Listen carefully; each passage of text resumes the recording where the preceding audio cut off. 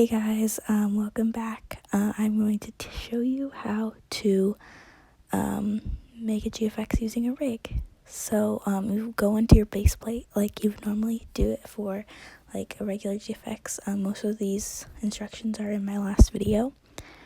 You go to, you just get your model. I'm getting mine from Woven Claws. Make sure you give credits. Please give credits because it's a huge problem right now, and some people work really hard on their models, so yeah, give them credits in your description or something for the model. If you forget it, you can always edit it if it's on Instagram, and if it's on YouTube, you can too. Just please give them credits, they deserve it and stuff.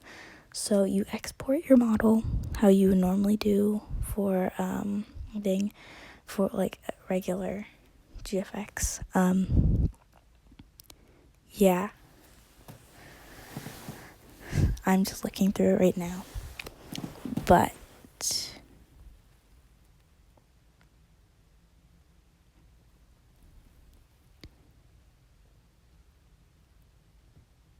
you export it.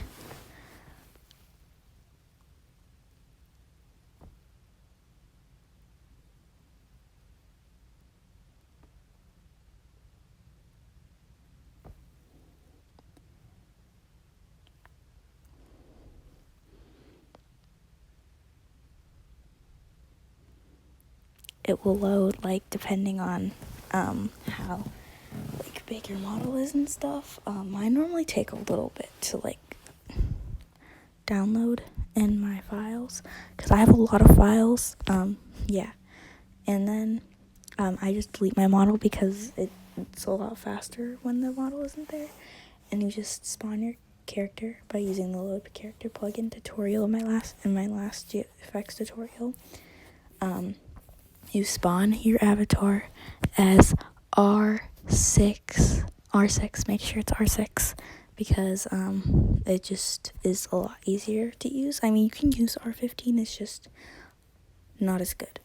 And then you just export that. Well, I'm changing the face really quick, but yeah, just export it, but I'm not going to because I already have it saved. Anyway, so once you're in Blender, you just tap anywhere on your screen to get rid of it, X, and then return or enter to get rid of the box, and then you go from Blender render to Cycles render.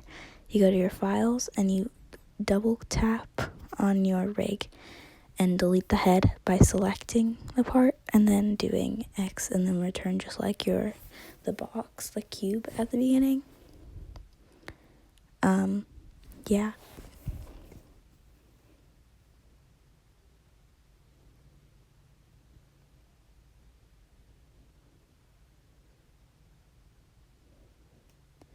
I had a little trouble deleting this, it didn't work. It wasn't working for some reason.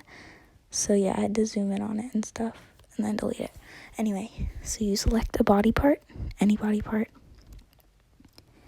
and you go to that little menu thing over there, and then you scroll down so it makes another one like that. You go over there and you press node editor on your left hand side of your screen, and then you go to the image thing, image texture, and you select your texture of your image. You can double tap on it or you can just import it, doesn't matter. I did material, but you don't have to. It's fine, you don't have to. Then you just import the OBJ, not the MTO. Don't do the MTO, that's not good. Oh, that was a little loud.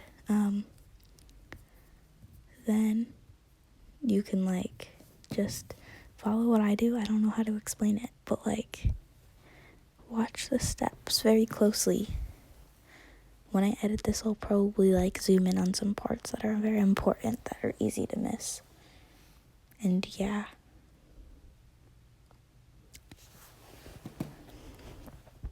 So you select the head and then you drag it over to the the body. I'm just making sure that it's perfect because I get anxiety when it's not, but like I don't have OCD or anything. Anyway, then you just, once you have it positioned, which I don't have it positioned yet, so I don't know why I'm saying that. Once you have it positioned,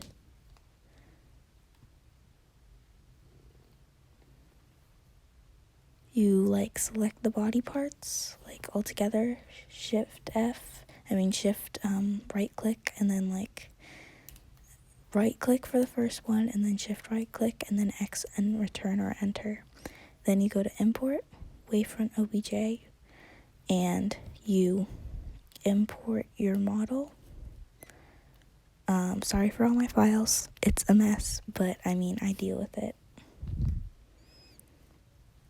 Anyway, it could take a little bit to load, depending on how big your model is, of course, like that's how much storage it takes up and stuff.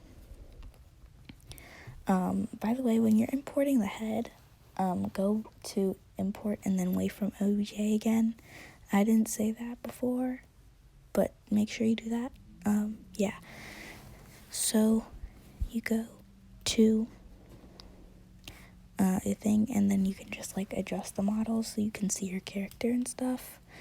And very important step. So select one of those like little lines, and then go to object mode so it selects all of them, and then select your whole head because it's not part of the rig. And then you can like move the entire thing. Yeah, I had to redo this, because I messed up, but it's fine. I don't really care.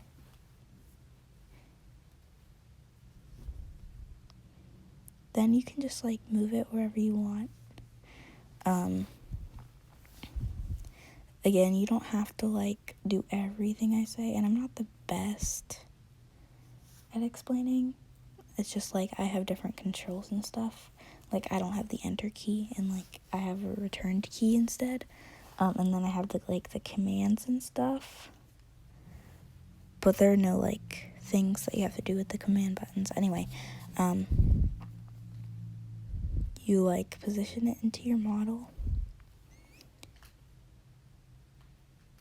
Oh, and make sure that like if you're ever doing like positioning anything from the model, make sure that it's like, I'll show you later, but like you have to make sure you do that, because if you don't, it's gonna be really hard to position things, I guess. Yeah, I'm not the best at explaining things, but yeah. So we're just doing that. By the way, sometimes I go into a British accent, so like, yeah. And you can go to like the bottom and press the little curve line to rotate things. As you can see, I do that a lot. So yeah, you can do that if you want to, unless it's already like positioned and stuff. There, no, I didn't. I don't know what I just did, because I can't see. The recording button is too big. Anyway. Oh, there, I did the rotation thing. So to like pose your avatar, you go into the little line, you right click on it. It's gonna be like the whole entire thing, but don't worry. Just go to the bottom where it says object and press like object mode and do pose mode, because then it like selects one part, and then you can just like rotate and stuff like with your regular controls, like with the mouse and then the curved line. Yeah, and then you just position it however you want. Using a rig, it's a lot smoother. I used to not use rigs, and then I figured out how to get one that worked, so the link to this one is in the description. I recommend this one because it like fixes the crashing thing. I got it from 𝒕�𝒈𝒔, so full credits to her, because she gave it to, I got the video, the link from her. Yeah. Anyway, I'm probably gonna speed this part up, so yeah.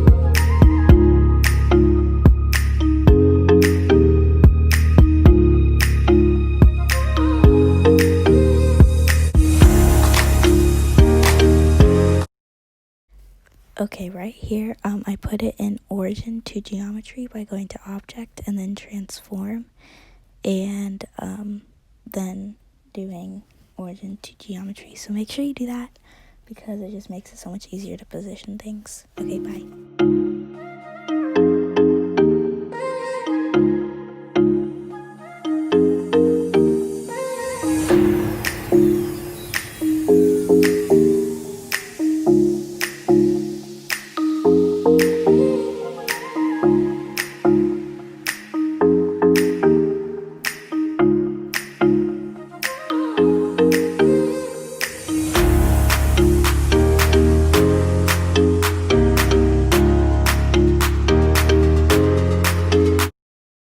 Okay, so once you're done like positioning everything, I'm adding the camera. So by the way, just a warning, I like mess up a bunch of times at the end, like when I'm trying to render it, because I'm afraid that it won't go through, because sometimes it does that when you have an Hdri. Anyway, so you can like position it however you want. I do it before I get the camera on, but yeah. So what you want to do is go like, I don't know what I'm doing. Wait, what am I? Okay, so you go to add, and then you do camera, and then you like go to view and then camera, and you can like change the size by going to the little camera icon on your right hand side, and then where it says like the dimensions, it's like 1920 by 1080 or something, and then you can like change that so that they're like the same numbers. So you can do that. Here's me like adjusting everything because I'm scared it's gonna not go through. Yeah, I'm gonna add like an Hdri too, but like that's in my last video. Yeah. By the way, this is supposed to like fit my theme, so that's why it's like an advanced GFX. This should be called an advanced GFX, not like a GFX with a rig, but like I guess it's called that now, according to me. So here's me adding the Hdri. You all should already know how to do that, but like you go to environmental texture and then you go and find your Hdri. Again with the files, I need to chill, but like I can't. I make too many GFX and then my files end up like this, and then I also do school, and that's a lot. So yeah, it takes me a while to find them, to find the Hdris. Anyway, so once you do that, I like go to view and then camera again, and like object mode because I scared again. And then I go to, I think I turned ambient occlusion on, but that just makes it lighter if you don't want to like turn the exposure up on the editing thing that you use. I'll do like an editing my GFX. This is where I realized I need to put ambient occlusion on. So I go to the bottom of the little world icon, and then I go to ambient occlusion, and yeah, so then I render it again, and look how much better it looks. Yay. Please don't steal. Please don't steal. Yeah. Anyways, right now I add the glossy thing to my rig. There's gonna be a tutorial on that soon. Yeah, I'm gonna speed this up because I'm gonna do a tutorial on it later.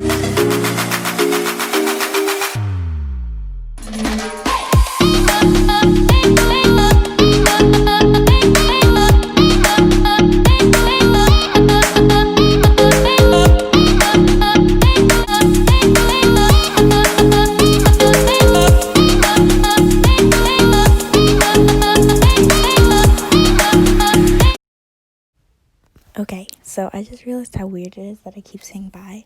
Anyway, I'm back, and I'm adding like a gloss texture to the bottle. Again, tutorial in like a recent video. Yeah. So that's cool. Anyway, so I'm pretty much done with that. I'm just like adjusting the stuff.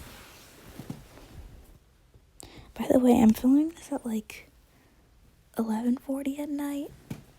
So that's why I'm like quiet, but it's fine. Okay, so now this is the part where I'm like worried that it's not gonna load. I mean that it's not gonna like render correctly. So I'm trying to figure that out. By like doing stuff. And then I completely get out of frame, so I have to go back to the camera and I like try selecting it, I think, in like 2 seconds or something.